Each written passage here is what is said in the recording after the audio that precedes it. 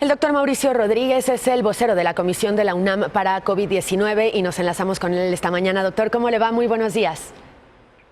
Hola Daniel, buenos días Enrique, ¿cómo están amigos del auditorio? Es injusto, es decir, está mal hecho estadísticamente comparar los fallecimientos y los contagios de México contra los de Francia, España e Italia, por ejemplo. Pues cuando se ve así en función de las poblaciones está bien. Cuando se comparan directamente los números, pues no es estrictamente correcto porque son países con características muy diferentes. Entonces, por eso justamente se hacen esas tasas en las que se iguala el numerador y decimos, a ver, vámonos por millón de personas. No es lo mismo que se mueran 100 personas en un país de 10 millones a que se mueran 100 personas en un país de 100 millones, ¿no? Doctor, buenos días. El hecho de también tener pocas pruebas, aplicar pocas pruebas en México, podría provocar que la tasa de mortalidad se eleve en comparación con el número de pruebas. ¿Cómo está México en este aspecto? Porque sí tenemos muchas enfermedades preexistentes en el país.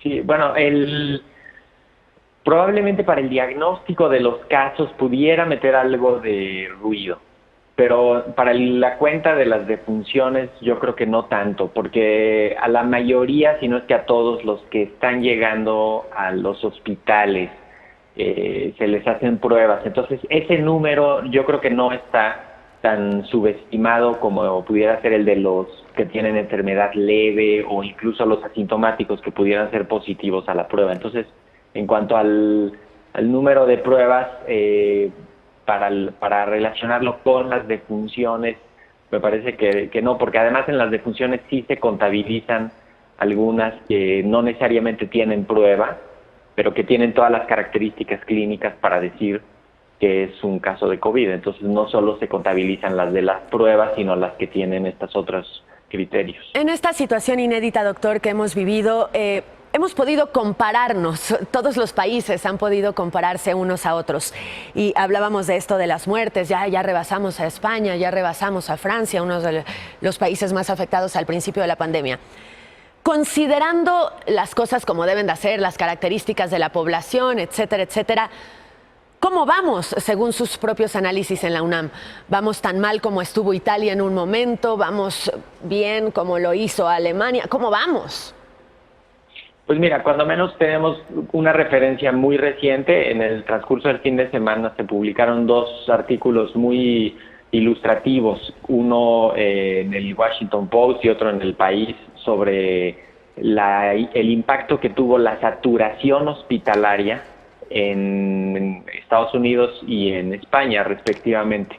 Entonces, si vemos esas curvas, por ejemplo, las que se están viendo ahorita ahí en la pantalla, de cómo en poquito tiempo la epidemia aumentó muchísimo y tuvo muchos casos en todos estos países, eso tuvo implicaciones muy importantes, sobre todo para la atención de personas en los hospitales. Se saturaron los hospitales.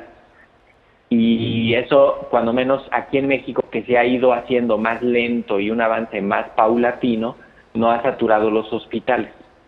Entonces, pues sí, son poblaciones muy diferentes, son situaciones sociales muy diferentes, son cantidades de población también muy diferentes, ¿no?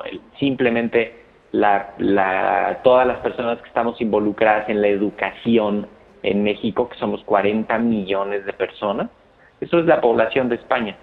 Y eso es nada más lo que se detiene aquí en México cuando paramos las escuelas y universidades, etcétera, ¿no? Entonces, son dimensiones y proporciones muy distintas cada país. A veces se antoja comparar directamente las cosas, pero pues no es adecuado, sobre todo porque se puede prestar a una lectura incorrecta o imprecisa, que genere desconfianza, que genere incertidumbre en la situación. ¿Están tranquilos con la gestión de la pandemia en México desde la UNAM, desde los estudios que han hecho en la UNAM, doctor Rodríguez? Pues mira, había unos pronósticos muy fuertes para las primeras semanas de abril y para mayo, ¿no? Había una situación muy crítica que vemos que eso sí se modificó. tenían proyecciones y teníamos, vamos, por varios lados, proyecciones de muchos casos durante abril, la primera semana de abril, hacia la segunda quincena también, que iba a saturar los hospitales, que iba a haber una situación muy, muy crítica en ese sentido. Ahí sí se ha logrado una modificación en el transcurso de la epidemia, ¿no?